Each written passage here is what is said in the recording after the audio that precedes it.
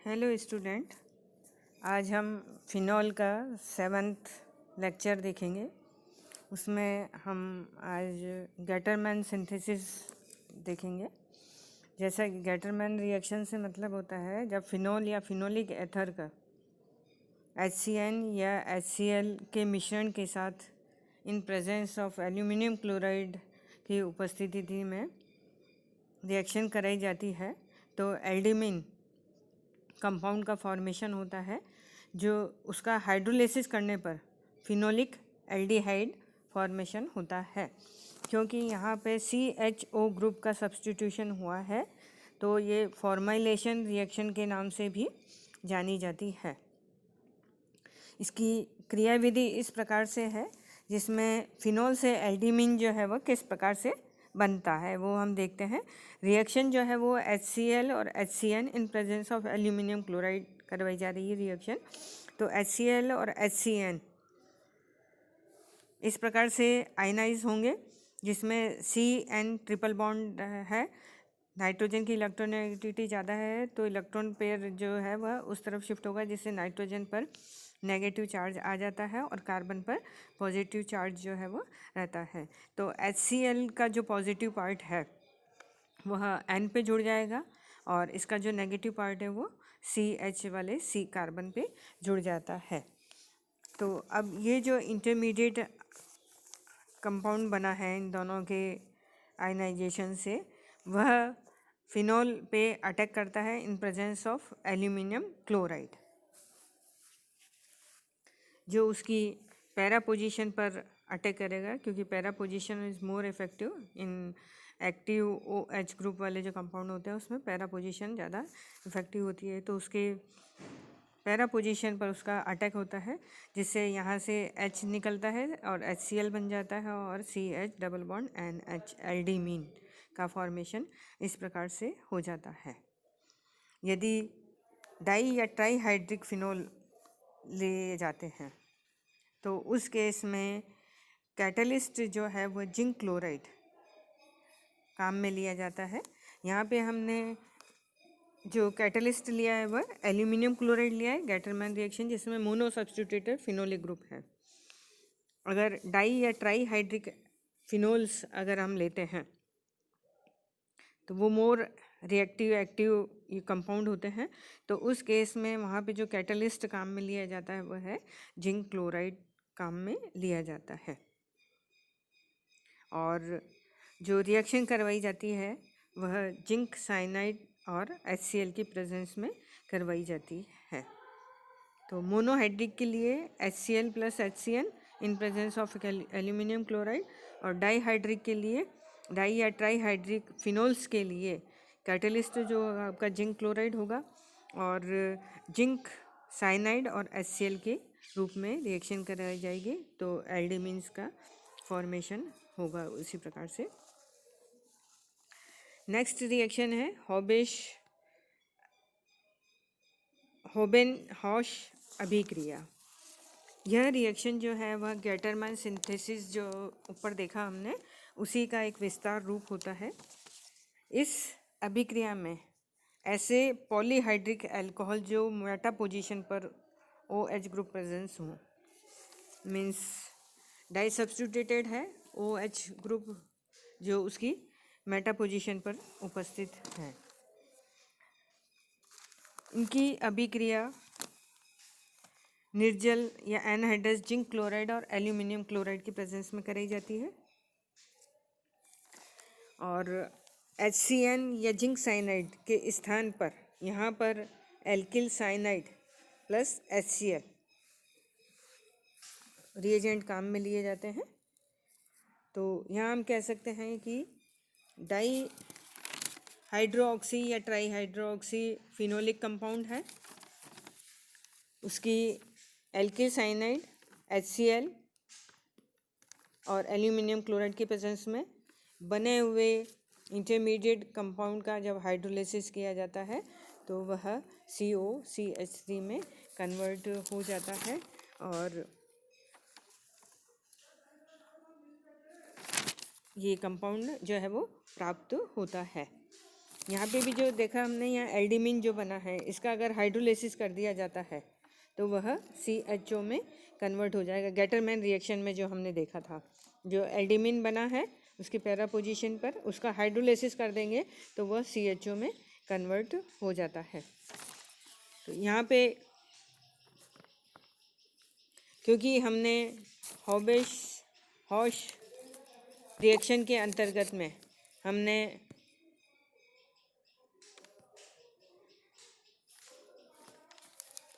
HCN या zinc cyanide के स्थान पर एल्किल साइनाइड लिया है, तो उस केस में वहाँ पे हाइड्रोलिसिस के फलस्वरूप COCH3 कंपाउंड एसिटोऑक्सी कंपाउंड जो है वह जुड़ जाता है उसकी पैरा पोजीशन पर। इसकी मैकेनिज्म भी सेम गेटरमैन रिएक्शन के समान ही होती है। वहाँ पे जैसे HCN था तो यहाँ पे CH3CN इस प्रकार से होगा, HCl वही सेम मैकेनिज्म है उसकी। फिर एल्यूमिनियम क्लोराइड का के साथ एडिशन होगा तो AlCl4 निकलेगा और NH double bond C positive CH3 उसकी जो पैरा पोजीशन है उसकी, या उसको ऑर्थो भी टू पोजीशन कह सकते हैं अपन। तो वहाँ पे वो अटैक करता है और इस प्रकार से ये कंपाउंड जो है वह प्राप्त हो जाता है हमारे को। तो ये इसकी पूरी मैकेनिज्म है। नेक्स्ट है लेडरर मानसे रिएक्शन। लेडरर मानसे रिएक्शन के अंतर्गत ये रिएक्शन जो होती है वो कंडेंसेशन रिएक्शंस होती हैं। इसमें जब फिनोल की क्रिया एल्डिहाइड एलिफेटिक और एरोमेटिक एल्डिहाइड के साथ करवाई जाती है तो CH2OH ग्रुप जो है वह उसकी ऑर्थो और पैरा पोजीशन पर कंडेंस हो जाते हैं या जुड़ जाते हैं। यह रिएक्शन एसिड और बेस कैटालाइज्ड रिएक्शंस होती हैं, मीन्स अम्ल और क्षार उत्प्रेरक की उपस्थिति में यह अभिक्रियाएं संपन्न होती हैं। यदि ताप कम अथवा क्षार की उपस्थिति में फिनॉल की formalin means 40% of formaldehyde solution है, एल्डिहाइड परंतु उसका 40% होता है, के साथ क्रिया कराई जाती है तो पैरा हाइड्रोक्सी बेंजिल अल्कोहल मुख्य प्रोडक्ट के रूप में प्राप्त में होता है और थोड़ा सा ऑर्थो सब्स्टिट्यूट भी प्राप्त होता है।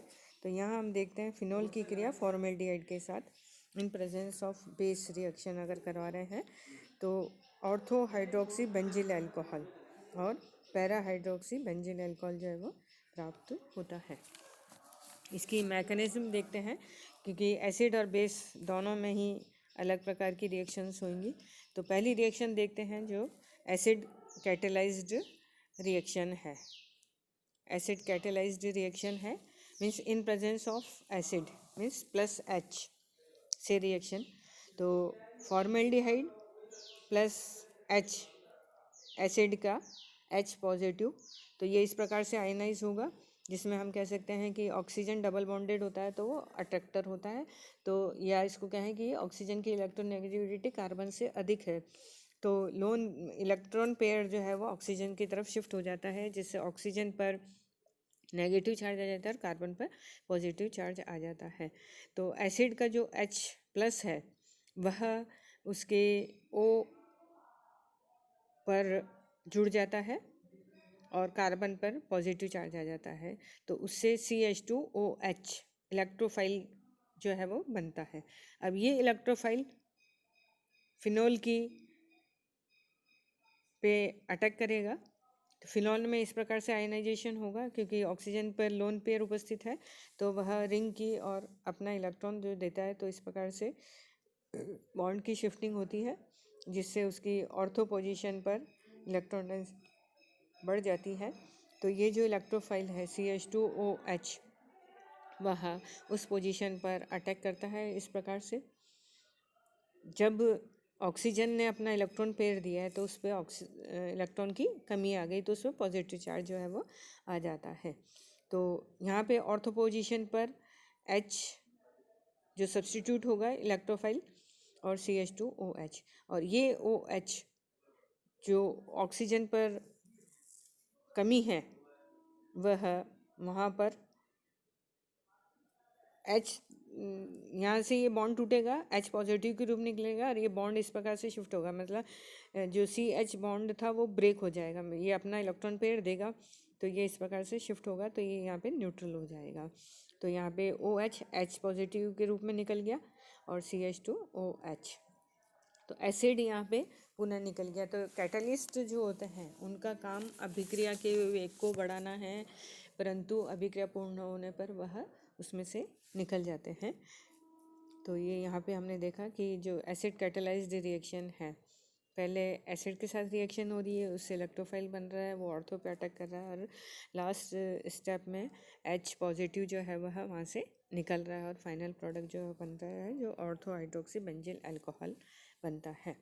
इसी प्रकार से नेक्स्ट रिएक्शन जो है वो base catalysed reaction, means in presence of base reaction अगर कराई जाती है तो फिनोल की जब बेस के साथ रिएक्शन कराई जाएगी तो OH, सपोज माना हमने कि OH बेस का है, तो फिनोल के साथ जब रिएक्शन होगी तो H उसका निकल जाएगा और फिनो ऑक्साइड आयन जो है वो बन जाता है। अब फिनो ऑक्साइड आयन जो बना है नेगेटिवली चार्ज है और ऑक्सीजन पर लोन पेयर उपस्थित है ही,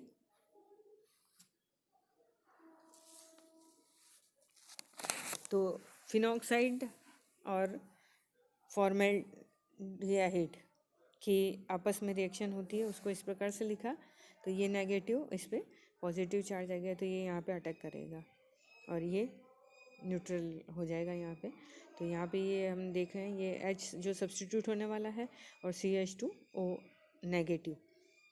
अब यहाँ पे जो CH बंद है वो इस प्रकार से अपना बॉन्ड पेयर इधर दे देता है, तो ये H पॉजिटिव के रूप में निकल जाएगा और ये H पॉजिटिव निकला, ये CH2O नेगेटिव है वहाँ पे जुड़ जाएगा और ये बॉन्ड इस प्रकार से शिफ्टिंग होगी, मीन्स ऑक्सीजन की तरफ बॉन्ड की शिफ्टिंग होगी, तो यहाँ पे वापस से नेगेटिव चार्ज जो है वो आ जाता है इस प्रकार से।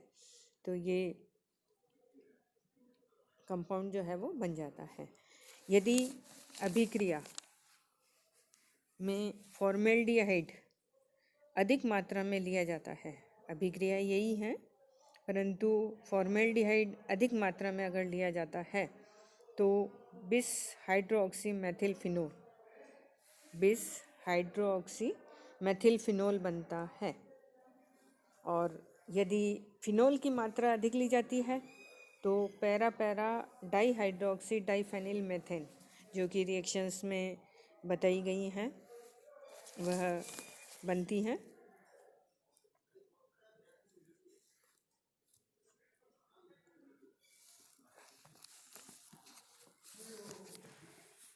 यह रिएक्शन ही अगर NaOH की प्रेजेंस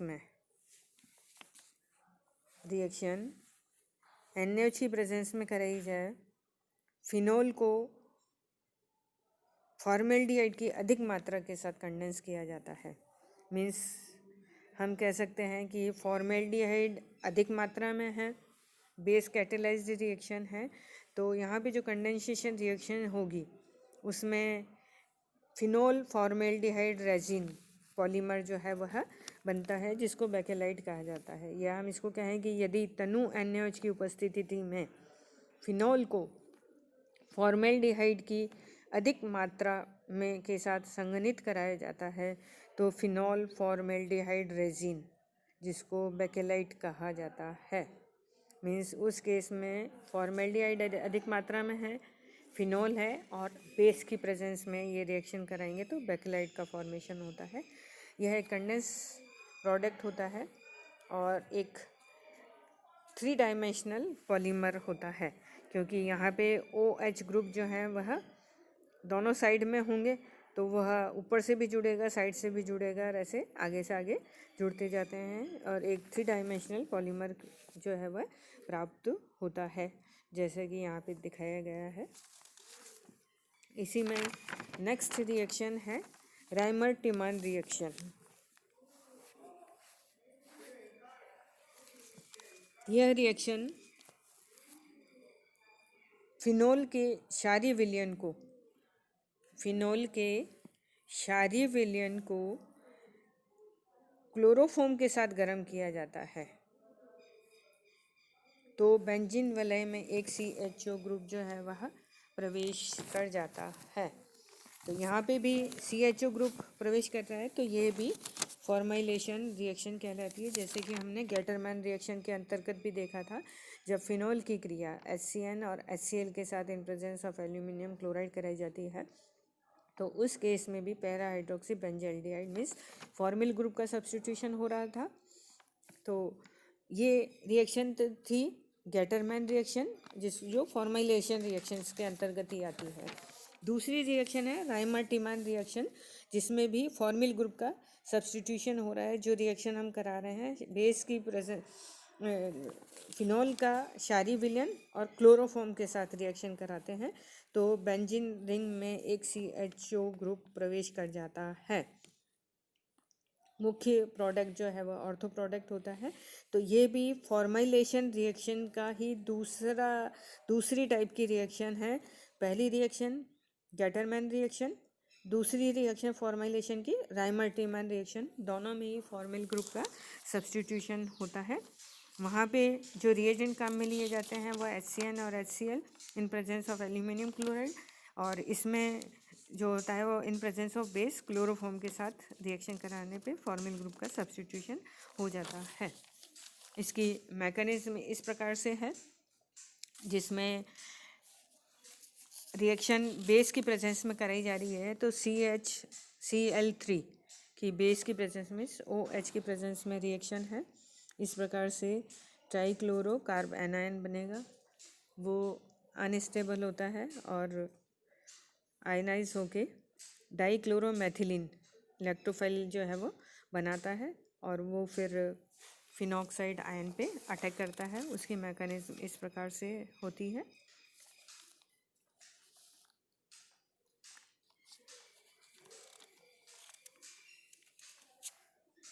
और अगर